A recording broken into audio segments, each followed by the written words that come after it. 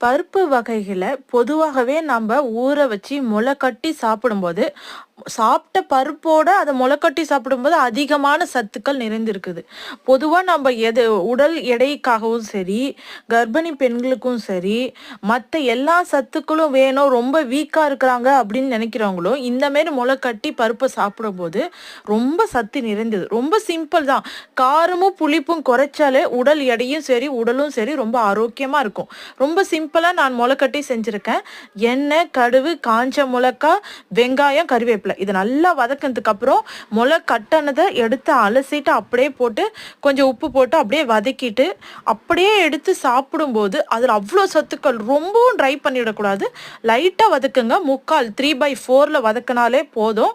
ரொம்ப நல்லது. இந்த மாரி ஆரோக்கியமா எடுக்கும்போது அதிகமான சத்துக்கள் உங்களுக்கு நிறைஞ்சிருக்கும்.